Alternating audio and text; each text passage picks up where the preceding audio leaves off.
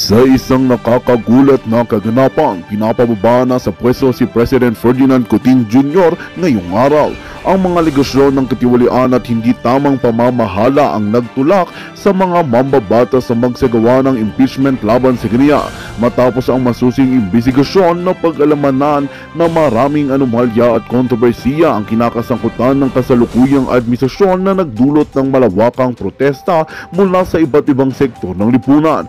Sa gitna ng kaguluhang ito, naglabas ng pahayag si Senadora Amy Marcos at dating unang ginang Imelda Marcos. Ayon sa kanilang mga tagapagsalita, labis na kahihiyan ang nararamdaman ng pamilya sa nangyari.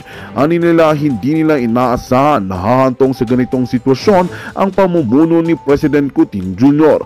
Mabilis na kumalat ang balita sa social media at maraming netizens ang nagpahayag ng kanilang saloobin at reaksyon tungkol dito. Samantala, nagsalita na rin si dating Pangulong Rodrigo Duterte ukol sa issue. Mariing kunindena ni Duterte ang mga katiwaliang lumalabas ngayon sa administrasyon ni Marcos Jr. Ayon sa kanya, kinakailangan ng agarang aksyon upang malinis ang pamahalaan at maibalik ang tiwala ng taong bayan. Ani niya, walang sinuman ang dapat na lumusot sa pananagutan at dapat magsilbing aral ito sa lahat ng mga nasa pwesto. At yan nga ang balitang ating pagkakatutukan. Ngunit bago ang lahat, siguraduhin mag-subscribe at i-hit ang notification bell para sa patuloy na pagtutok sa mga sulyap ng bagong balita sa tunay na boses ng masa.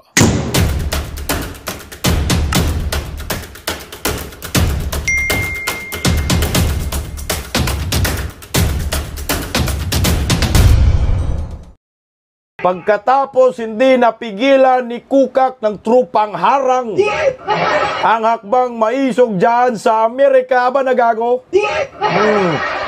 Gigil na ho ang hakbang maisog dyan sa Japan. Uy, konnichiwa sa lahat ng mga didis Japan. Gigil na kay Dayunyor, gusto nang pitikin ang yagbols. Oy, binigda, madyong gabi diha sa Bohol. Bandi Basrot at Trupang Bisaya. Oy, Bisda Kiros, suportan po natin, Trupang Bisaya. Ayan. Trupang Bisaya, mag-live ka? Pagkatapos ko, mag-live ka, tol. Tingnan ho natin kung mayroon bang dump truck doon. May mixer. Merong, yung traktor. Pangharang, haharangin kaya yung maisog Japan. Malakas ba si Dayunyor dyan sa sa Japan? Sa Amerika kasi alam ko medyo may tangkang pagharang kasi si Attorney Vic Rodriguez diyan pa lang sa immigration hinarang, di ba? Oh? Sa Japan, kamusta sa Japan? Damo ba mga bangag dyan? Sa base na si Good Godzilla sa maisog, iharang. Okay, baka ang hiharang dyan si Ultraman. Di ba yung Ultraman ho? Yung Ultraman, Yung Ultraman. Sa Japan ba yung Ultraman? Paborito ko po yung Ultraman. Bata pa ho akong paborito ko yung Ultraman. Labara, maraming salamat ho sa inyong pakulay. Baka ho, iharang si Ultraman, animal. At Pangulong Rodrigo Roa Duterte nag-alay ng kanta. Nako, mag-isiiyakan kayo. Ito sa akin, pagpapunta ka, Bisdak, dito punta ako. Malayong puntahan, ma'am. Pangmayaman lang yung Japan. Hoy, Pastor Kibuloy. Nakita ko po yung kanta Isinama ko rin Ganda kasi ng mensahe ng kanta ni Pastor Kibuloy. Kasi kumanta naman si Tatay Digong sabayan po natin ang kanta rin ni Pastor Kibuloy. Ayan. Matindi po yung yung ipinaglalaban po ngayon sa hakbang maisog Japan kasi ang kanilang sentimento talagang sila yung pinakaunang grupo na sumusuporta dito kay Bangag. Sila talaga mga DDS. Sila rin po ang sumusuporta panahon ni Tatay Digong yung 2015, 2016. In-extend nila yung kanilang suporta sa mga Duterte dito kay Bangag. Ang problema ngayon, nagkagaguhan. Ito nangyari. Kaya galit na galit. Ako guys, pabor ako dito sa ginagawa ni ito, Attorney Vic Rodriguez, dahil wala po kasing ibang umiikot, no, sa ibang bansa. So si Attorney Vic Rodriguez, credible naman ho itong source na ito, itong speaker na ito, may pinaglalaban. Ako, pabor ako na siya ang nagiging representative. Pagdating sa legal term, alam niya na panigurado itong si Kukak sumakit ang ulo, pati si Bangag. Sampal ito sampal ito sa Marcos admin Mantakin mo, ito ay dating little president, no? Executive secretary ng Marcos admin. So ngayon, haya na. Nagiging kalaban na ho ng administrasyon, nagiging kritiko na. Kaya nga, nilagay ko dyan, pinapanalo noon, pababain na ngayon, patay ka diyan, Nyor. Ay, Sir Kuop, magandang hapon sa inyo, Sir Kuop. Uy, Bisdakiros, suportahan natin sila. Pakinggan po, ito po yung nangyayari sa Amerika na hindi napigilan ng dump truck. No? Hindi napigilan ng mga traktor, mga trailer truck ba? Kala ko kasi yung sa Tacloban napunta sa Amerika. Malaking sampal ho ito kay Mamsi. Tingnan nyo po. Dala-dala po yan. Ang nakakaiba dito guys, ito na ho yung nagkakaroon na ng evolution, no? Parang nagkakaroon ng evolution ang hakbang maisog. Pag tiningnan nyo po yung mga kulay nila, kulay berde ho yan. Dati kasi ang hakbang maisog, puti lang, no? Puti lang talaga ang sinusuot. Ngayon, nagkaroon na ng evolution. Nag-start po kasi yung evolution, mga kabisdak, ng hakbang maisog ay nung sa Davao del Norte.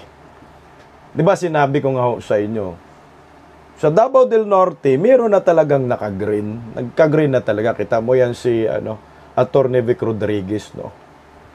Ngayon ho, nagkaroon na ng evolution, sumasama na ho yung mga kulay green. Ibig sabihin, alam mo naman ho kung anong ibig sabihin ng kulay green na damit.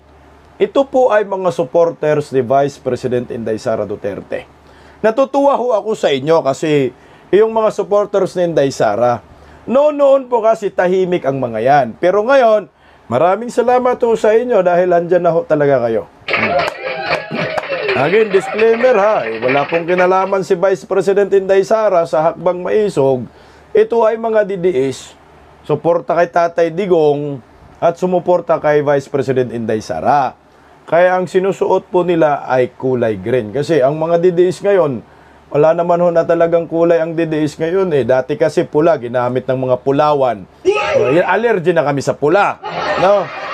So ngayon ho, ito, meron namang political color si Vice President Inday Sara na kulay green. Ito yung dinadala ngayon ng mga DDS. Kaya, patay good mo diha.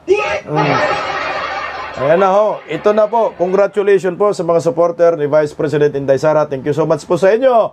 Kasama na po kayo sa laban natin dito sa Hakbang Maisog. Yung bad shot ni Kukak. Ito, good shot sa amin. Thank you so much po sa inyo. Good shot sa amin dahil bumanat na. Hindi na mapigilan. At paniguradong basag na naman ang buti. Magbabasag ng buti kasi di ba napigilan dyan sa Amerika, hakbang maisog. Di ba sila si Boy Harang?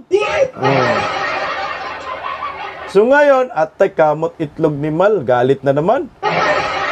Baka magbasag na naman, mag-inom, maglasing, manjumbag. Ito. Hakbang maisog Japan. Handang-handa na at may kasamang gigil. Hoy Arnel, welcome sa Arnal, DC, welcome sa Bisdak Pilipinas. Darrell, magandang hapon sa inyo. Mantakin mo yung gigil nila, galing talaga sa kanilang mga bibig. Nagigil na talaga sila. Gigil na tigil na, tadyakan si Dayunyor. Adyakan mo niyan sa ma'am.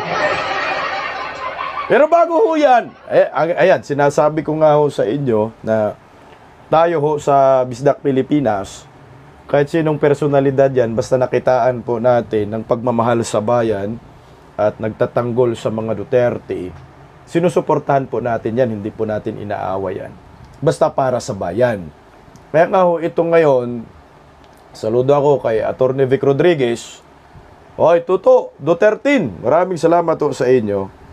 Dahil, mantakin mo, dating bus na si Junior, di ba? Dating bus na si Bangag, sila yung nagiging frontliner ngayon. Oh, ang nagiging frontliner ngayon ng Hakbang Maisog worldwide, kumikilos si Atty. Vic Rodriguez. O, panigurado, papunta na naman ho ito ng Japan. Kasi nga, maganda ho na, na speaker si Atty. Vic Rodriguez kasi alam niya yung batas. Maganda rin, ayos din naman yung speaker, sino ba yun? Attorney Harry Roque. Pero, mas maganda ito, mas maganda yung impact. Impact ka, hindi impacto. Kasi, alam ni Atty. Vic Rodriguez, lahat ng galaw ni Bangag. Kaya pakinggan natin si Atty. Vic Rodriguez, bakit nga ba umiikot siya? At siya ang nagiging representante ng Hakbang Maisog worldwide na ho ito. Pakinggan po natin si Atty. Vic Rodriguez. Ano po ba talaga ang estado ng ating bansang Pilipinas po sa mga taga dito po sa US? Merong pagtatangka na lapastanganin yung ating saligang batas. At bagamat ito ay highly technical at legal yung usapin, pinapaliwanag natin yung isyong ito sa pinakasimpleng pamamaraan para malubos na maunawaan ng higit na maraming Pilipino kung bakit dapat tutulan yung pagtatangka na lapastanganin yung ating saligang batas. Specifically, yung mga political provisions kagaya ng term limit or more so, yung pagpapalit ng uri ng gobyerno from presidential to parliamentary. Hindi natin ito dapat payagan, hindi natin dapat pahintulutan. Dahil ang layunin lang naman ito ay mapanatili sa kamay ng isang pamilya ang pamumuno sa ating bansa. At hindi ito mabuti. Okay. Yan dapat malaman nating mga Pilipino. Lalo na po yung nagmamahal sa bayan. Mahirap po kasi yung ipinaglalaban ng administrasyong ito. Baguhin yung saligang batas tapos magiging parliamentary at sila po ay hindi na bababa sa kanilang mga pwesto, sa kanilang mga kapangyarihan na pinahiram ng sambayanang Pilipino. Ako, wala naman sanang problema yung ganyang klaseng forma ng panggobyerno basta maayos yung namumuno. Kagaya ni Tatay Digong, mga Duterte. Kahit habang buhay ho sila para sa akin. Pero kung yung trupang Bangag ay nagago na talaga, Trupang Bangag, bangag tayong lahat. Bagsak dito, bagsak doon. Payag ba kayo? Kasi, ang pagiging leader kasi guys, ay sumasalamin yan kung saan sila nanggagaling at kung ano yung kanilang pinanggalingan. Yan yung salamin eh. Kasi kung ang sasalamin na natin, si Tatay Digong, mga Duterte, maayos talaga na leader. Okay pa sa all right. No? Okay pa sa all right. Ang ganda ng Davao, umikot nga ho kami doon, Kalye Sorbe. Ang ganda ng mga sinasabi nila. Wala namang script ho yun. Lahat sinasabi ng mga natanong namin, maayos ang mga Duterte. Meron pa kaming interview ng gabi, lahat maayos ang Duterte. Maayos naman talaga ang mga Duterte, napatunayan na ho yan Dumaan yung pandemya under Duterte admin, di sumuko si Tatay Digong, maganda pa rin ang ekonomiya. Yun yung sinasabi kong salamin. Ay putsang ina, kung sasalamin tayo sa kay Da Junior, sasalamin tayo kay Romualdez, gawin nating Prime Minister ang mga tungaw, o lahat tayo, sasakay tayo sa private plane.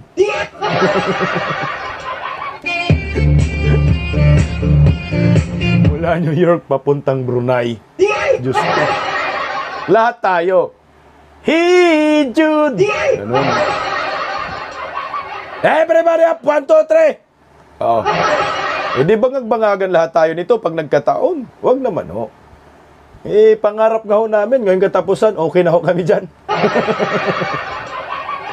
Hello, Atty. Vic Rodriguez, oh.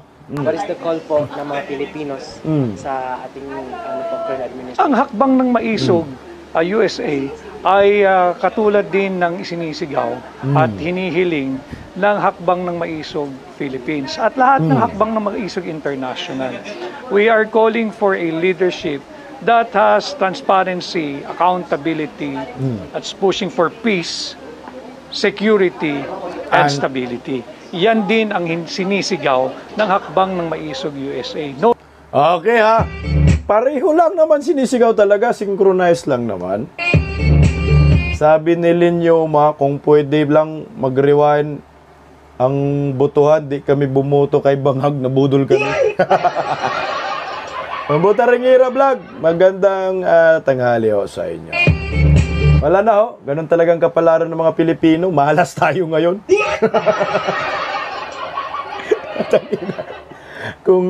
Kung napakaswerte natin nung panahon ni Tatay Digong, dahil nakamalasan naman ngayon. Grabe talaga naman. Sabi nga ng mga taxi driver sa Davao, grabe yung buhay natin ngayon, bisdak. Bakit, sir? Sobrang malas. Ay, ito. Atty. Vic. To war and yes to peace. We have to explore all diplomatic means para maresolba yung ating hindi pagkakaunawaan sa ating higante at superpower na kapitbahay na China. Ayaw natin ng gera dahil walang nananalo sa gera. Wala naman talaga. Ang usapin sa gera kahit saan, sa Ukraine, diyan sa Gaza, walang mananalo dyan. Wala talaga. Ang nagiging usapin lang dyan, paramihan ng mamamatay. Correct. Sa parehong panig, sa lahat ng panig. Paramihan ng mga edipisyo at mga gusali na masisira at mawawasak. Paramihan na maghihirap at magugutom at paramihan ng kinabukasan ng kabataan na wawasakin ng bomba, ng armas, ng bala. Okay. Sana narinig ng mga bangag ito. Hello, Ma'am GC Lakwata. Magandang tanghali ho sa inyo. Bakit ba kasi itong bangag admin gusto ng ganyang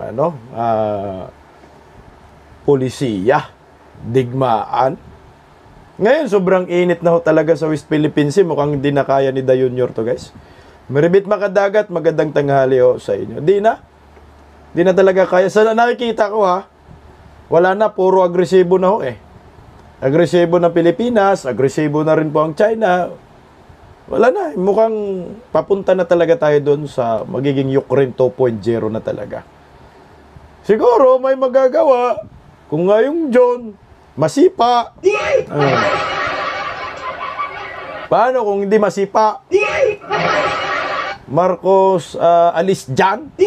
Wala na ho, matutuloy talaga yung prediction ni Sasurgando na by 2025 daw malulunsad talaga yung digmaan laban sa Amerika, Pilipinas at China.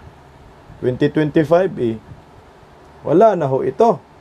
Wala kasing panalo talaga yan kasi kahit sabihin na natin mananalo tayo sa digmaan, mapatalsik natin yung China eh. Paano yung Vietnam?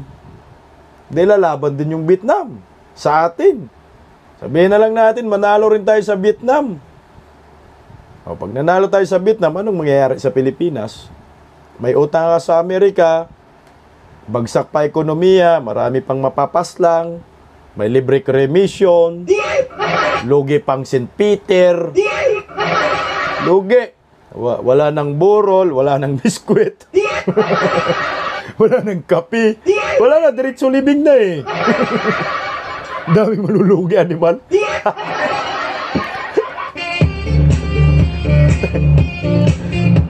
Ganito talaga mangyayari sa atin. Walang panalo ho yan.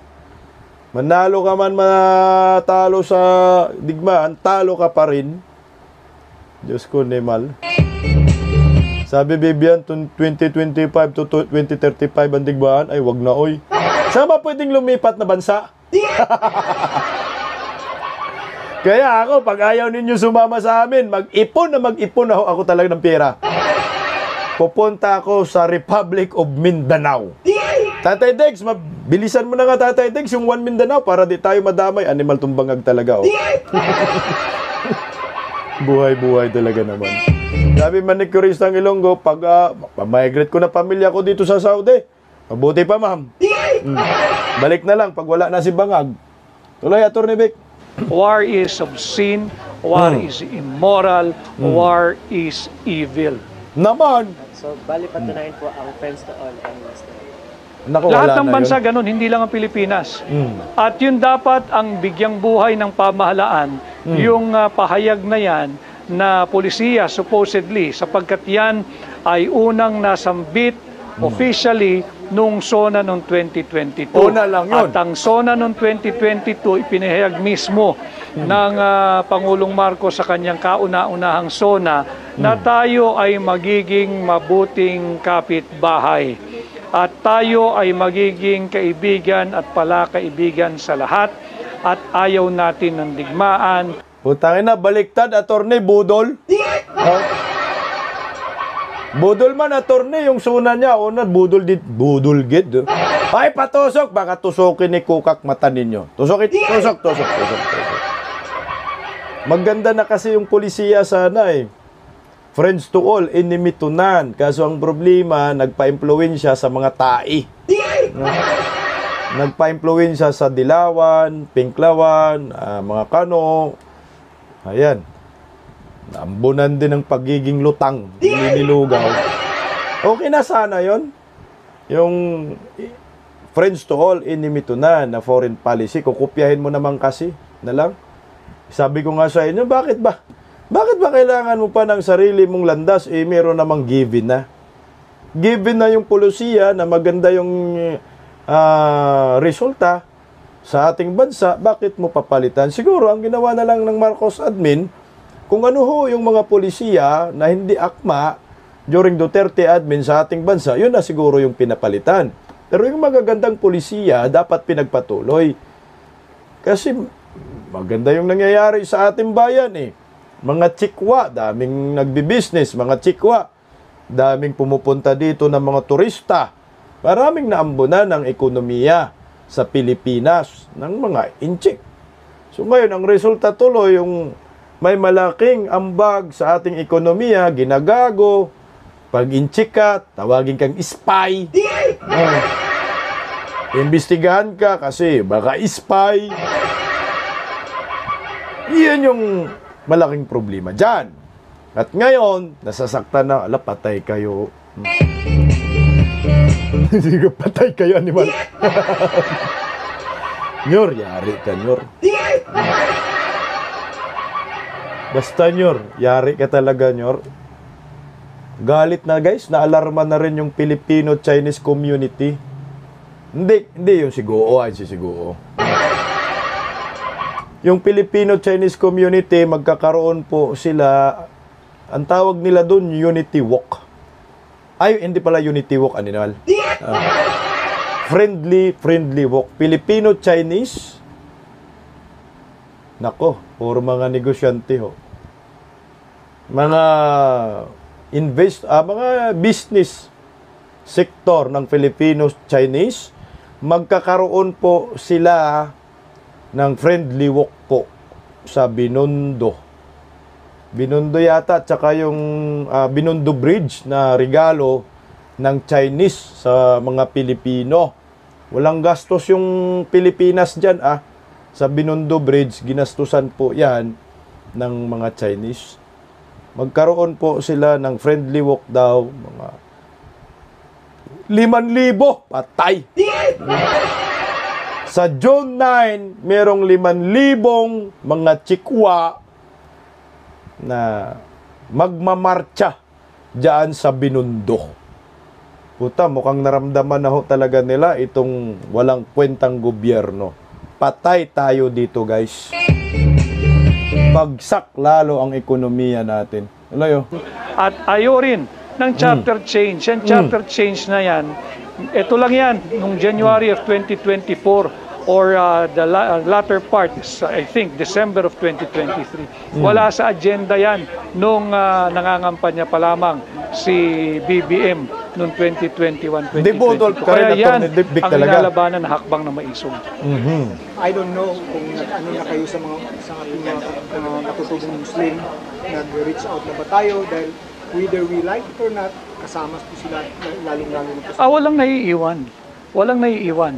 Kasali rin yung ating mga brother Muslims, yung mga indigenous people. Kasali yung ang hakbang ng maisog is inclusive. Hindi ito eksklusibo. Ito'y para sa lahat ng Pilipino. Correct. Na nagmamahal sa kapayapaan, na nagmamahal sa kapwa Pilipino, at nagmamalasakit at nagmamahal para sa kinabukasan ng bansang Pilipinas. Yan ang hakbang ng maisog. Ayan, maliwanag po ha, yung hakbang maisog para sa lahat yan. Walang kulay-kulay nga, sabi ko nga sa inyo eh. Ang hakbang maisog, walang kulay-kulay yan. Basta nagmamahal ka sa bayan, dismayado kayo kay bangag, kay kukak, kakampi tayo dyan sa hakbang maisog. Welcome lahat dyan. Pilipino ka eh, may pakialam ka sa kung anong nangyayaring katarantaduhan sa bangag admin, you are free to join a hakbang maisog. Wala pong pinagbabawalan dyan. Lahat pwede ho. Katutubo ka man, ano ka mang reliyon, anong lahi ka man, basta lahing Pinoy. Anong lahing Pinoy? Hindi kasi meron kasi Filipino-Chinese, diba? Merong Filipino-American, kaya marami tayong lahi dito. Meron din kasamang Pilipinong amo. Ayan. Wala, kasama tayo lahat dito. Mga Japanese-Pilipino, kasama ka. Walang diskriminasyon sa hakbang maisog. Lalo na po yung Filipino-Chinese, gusto ko po kayo sa hakbang maisog. 5,000 ho yun, magmamarcha. Alam mo no? Alam mo kung ako organizer ng hakbang maisog, sabayan ko itong magpagmamarcha ng mga Filipino-Chinese sa June 9. Utaiyak siguro si Da Junior dito. No? San isipin mo, 5,000 yan guys. Puro mga negosyante ang mga yan. 5,000 Filipino-Chinese. Ay, Diyos ko ni Mal. Sa sakit. Naku, sakit ulo, may maglasing na naman. No? Low net fashion argument. So, Filipino-Chinese yan eh. Welcome po kayo ha, Filipino-Chinese community sa hakbang maisog. Di naman na ako, talaga, organizer dyan. So, supporters lang naman tayo. Kasama tayong lahat dyan, Pilipino tayo. Basta, Filipino-Chinese. Yung ayaw na magiging Prime Minister si Tambaloslos, yung ayaw na habang buhay ng kapangyarihan ng mga bangag, kasama kayo sa amin. Kaya ito po mga kababayan ko, namnamin natin ang panggigigil ng Pilipino community dyan sa Japan. Ay, Ate Cherry, kasama kayo dito? Ngayong Sabado na hayata to mga kababayan ko. Sabi man ni Kiristang Ilonggo, i-cover mo yan, Bisdak. Yun nga ho yung plano ko eh. Cover natin yan eh. June 9, tingnan ko po kung walang conflict sa schedule, no? O sa mga taga-Japan, handa na ba ho kayo dyan? Dahil yung organizer po ninyo, matindi yung revelasyon dito. Magandang balita ang hatid namin sa inyo ngayong araw. Sa pagtatapos ng aming balitaan, nagbigay kami ng mga mahalagang impormasyon.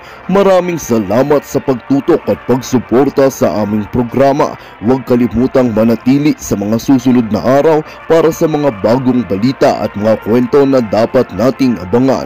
Mula sa Boses ng Masa, magandang araw, Pilipinas!